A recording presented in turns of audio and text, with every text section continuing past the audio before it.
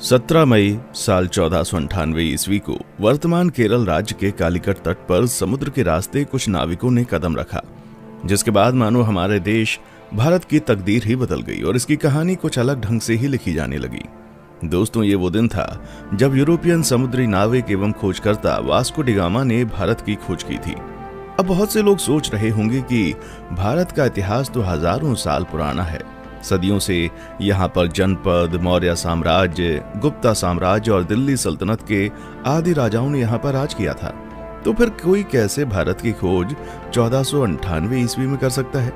तो दोस्तों, आपको बता दें, भारत में सदियों से जितने भी आक्रमणकारी जैसे सिकंदर, मंगोल आदि आते थे, तो वह हमेशा भारत को पश्चिमी एशिया से जोड़ने वाले मशहूर रास्ते खैबर दर्रा से होकर आते थे। लेकिन 17 मई 1498 को वास्को डी गामा ने समुद्र के रास्ते यूरोप से भारत के केरल राज्य के कालीकट तक पहुंचकर एक समुद्री रास्ता ढूंढ निकाला था, जिसे ही वास्तव में भारत की खोज माना जाता है।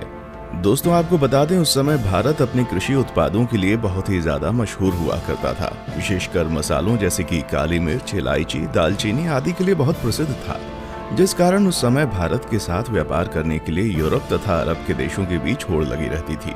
लेकिन उस वक्त एशिया के प्रमुख देशों जैसे भारत, चीन, म्यांमार आदि के साथ व्यापार केवल स्थलीय मार्ग से ही होता था, जिसे सिर्फ मुस्लिम शासक एवं व्यापारी ही इस्तेमाल किया करते थे और मुस्लिम शासक उस मार्ग से यूरोपियों को व्यापार नहीं करने देते थे। लेकिन जब यूरोपीय लोग भारत में आने के बारे में और यहाँ की दौलत के बारे में सुनते थे, तो वे भारत पहुँचने के लिए और भी उत्सुक हो जाते थे। इसलिए व्यापार मार्ग की समस्या को खत्म करने के लिए कई यूरोपीय देशों ने यूरोप और भारत के मध्य एक समुद्री मार्ग खोजने का प्रयत्न शुरू कर दिया।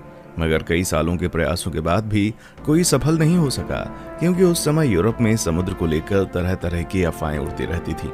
जैसे कि कई लोगों का मानना था, अगर समुद्र में नाव को बहुत दूर तक ले गए तो नाव समुद्र के अंतिम छोर पर जाकर गिर जाएगी। इसलिए कुछ नाविक समुद्र में बहुत लंबा सफर नहीं करते थे। लेकिन फिर 1960 के दशक में पुर्तगाल के शहर सीन्स में जन्मे वास्को डी गामा ने भारत का समुद्री मार्ग ढूंढकर यूरोप के सामने व्यापार का एक नया दौर शुरू कर दिया और हमेशा के लिए इतिहास के पन्नों में अपना नाम दर्ज करा लिया। कैसे शुरू हुआ था भारत को खोजने का सफर? दोस्तों, वास्को डी गामा का जन्म 1960 के दशक के आसपास ही पुर्तगाल के सिंस में हुआ था। उनके पिता एस्टेवा भी एक अच्छे नाविक एवं समुद्री खोजकर्ता थे। वास्को डी गामा का सारा बचपन अपने पिता के साथ एक नाविक और यात्रा के माहौल में बीता था। फिर सन 1480 में वास्को डी गामा ने अपने पिता का अनुसरण करते हुए पुर्तगाली नौसेना में वो शामिल हुए। यहीं पर उन्होंने नौचालन का एक एडवांस तरीका और लंबी समुद्री यात्रा करना सीखा। फिर उस समय पुर्तगाल के राजा हेनरी, जिन्हें हेनरी द नेविगेटर के नाम से भी जाना जाता था, उन्होंने उत्तर और पश्चिम अफ्रीका में कई सफल समुद्री यात्राओं तथा खोजों को आर्थिक सहायता एवं संरक्षण प्रदान किया था, जिस वजह से बहुत से नाविक नए नए द्वीपों को ढूंढने की कोशिश किया करते थे। इसी के चलते 1487 में पुर्तगाल के ही एक प्रसिद्ध खोजकर्ता बार्टोलुम डायस ने अफ्रीका के दक्षिणी सिरे तक यात्रा करके ये पता लगा लिया था कि हिंद महासागर और अटलांटिक महासागर एक दूसरे से जुड़े हुए हैं।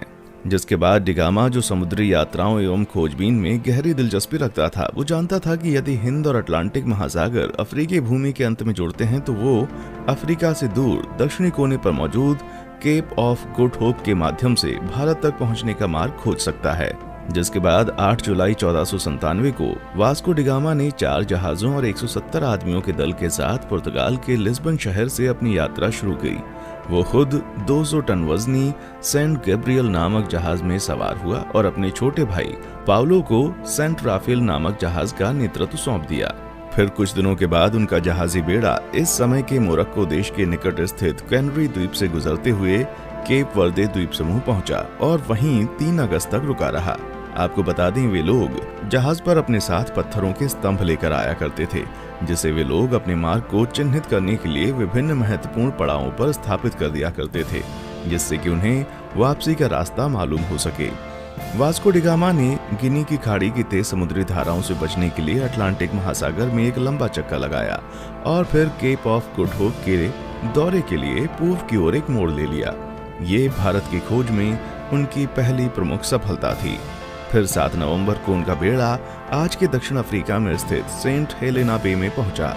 उस समय सेंट हेलेना बे का मौसम बहुत खराब था। वहां बहुत तेज हवा और समुद्री लहरें चल रही थीं, जिस वजह से वास्को डी गामा का दल अगले 22 नवंबर तक आगे नहीं बढ़ सकता था। लेकिन फिर भी कुछ दिनों बाद मौसम अच्छा होने पर उन्होंने यात्रा करना शुरू कर दिया और वे केप ऑफ गुड होप पहुंच गए, जहां पहुंचकर उन्होंने इस जगह का अच्छे से दौरा किया। दोस्तों, आपको बता दें, जब Vasco da Gama Cape of Good Hope नामक स्थान पर पहुंचे तो तभी उन्होंने महसूस किया कि उसका भारत तक मार्ग खोजने का सपना हकीकत में तब्दील हो सकता है। और फिर मार्ग को चिन्हित करने के लिए पहले की भांति वहां एक पत्थर का स्तंभ स्थापित किया और फिर आगे की यात्रा की तैयारी करने लगे। केप ऑफ गुड होप के आगे की यात्रा उन्होंने 8 दिसंबर को शुरू की थी और क्रिसमस आने तक वे दक्षिण अफ्रीका के नटाल तट पर पहुंच गए। अलग अलग नदियों को भीतर और बाहर से पार करते हुए डी गामा का बेड़ा धीरे धीरे मोजाम्बिक की ओर पहुंचना शुरू हुआ। इस बीच वे लगभग 1 महीने तक कहीं पर रुके और जहाजों की मरम्मती का काम किया। फिर 2 मार्च 1498 को डी गामा का बेड़ा मोजाम्बिक द्वीप पर पहुंच गया। जब डी गामा अपने दल के साथ मोजाम्बिक की धरती पर उतरा और वहां के निवासियों से मिला तो उन्हें लगा कि ये पुर्तगाली जहाजी भी उन्हीं की तरह मुसलमान है, इसलिए उन लोगों ने उनकी खूब मदद की। डी गामा का मोजाम्बिक में पड़ाव डालना काफी उपयोगी सिद्ध हुआ। वहां उसे समुद्र के किनारे बंदरगाह पर सोने, चांदी तथा मसालों से भरे हुए 4-5 जहाज दिखाई दिए।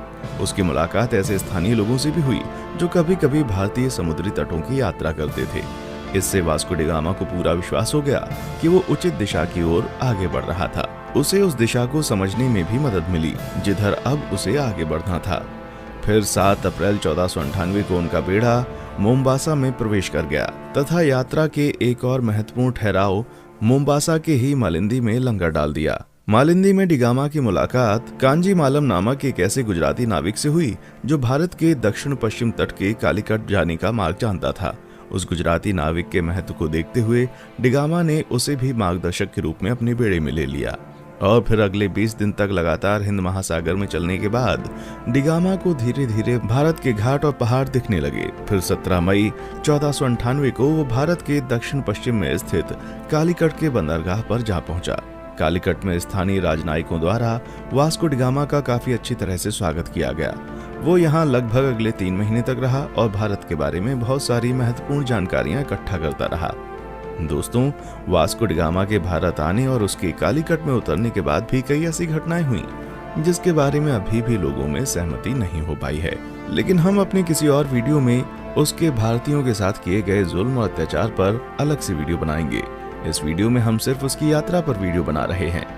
दोस्तों, यहाँ 3 महीने रहने के बाद वास्को डी गामा 2 साल से अधिक समय की यात्रा करते हुए 18 सितंबर को पुनः लिस्बन लौट आया। इस दौरान उसने लगभग 38,600 किलोमीटर की यात्रा की थी। और दोस्तों, आपको बता दें कि इस लंबी साहसिक यात्रा में उसके कुल 170 साथी थे, जिसमें से 116 की यात्रा के दौरान मृत्यु हो गई थी। वास्को डी गामा की इस उपलब्धि से पुर्तगाल के राजा बहुत खुश हुए थे तथा उन्होंने उसे दूसरी बार फिर से 1502 में भारत की यात्रा पर भेजा था। इतिहासकारों का मानना है जब डी गामा विभिन्न प्रकार के भारतीय मसालों और रेशम के साथ अपने देश पुर्तगाल लौटा तो उसने केवल मसाला बेचकर ही यात्रा पर खर्च किए गए पैसों से 4 गुना ज्यादा पैसे कमा लिए थे। दोस्तों, फिर 1524 में वास्को डी गामा की मृत्यु कालीकट में ही तब हो गई जब वो अपनी तीसरी यात्रा पर भारत आया हुआ था और कई इतिहासकारों के मुताबिक उसकी मृत्यु का कारण मलेरिया था। दोस्तों, जब डी गामा ने यूरोप और भारत के बीच का समुद्री मार्ग खोज लिया था तब डी गामा का नाम पूरे यूरोप में बहुत मशहूर हो गया था और उसकी उस साहसिक यात्रा की चर्चा सभी यूरोपीय देशों में होने लगी थी तथा धीरे धीरे अन्य देशों ने भी उसी खोजे गए रास्ते से अपने अभियान भारत भेजने शुरू कर दिए थे, जिस वजह से पुर्तगालियों के बाद डच, डेनिश, ब्रिटिश और फ्रांसीसी भी भारत आना शुरू हो गए थे। उसके बाद आगे के दशक में भारत में जो भी हुआ वो हम अच्छे से जानते हैं कि कैसे भारत इन यूरोपीय देशों की कॉलोनी बन गया। दोस्तों, आज के लिए बस इतना ही। फिर मिलते हैं एक और वीडियो में। तब तक आप हमारे चैनल को लाइक, शेयर और सब्सक्राइब जरूर करें और आप किस टॉपिक पर वीडियो चाहते हैं नीचे कमेंट सेक्शन में आकर बताएं। देखने के लिए शुक्रिया।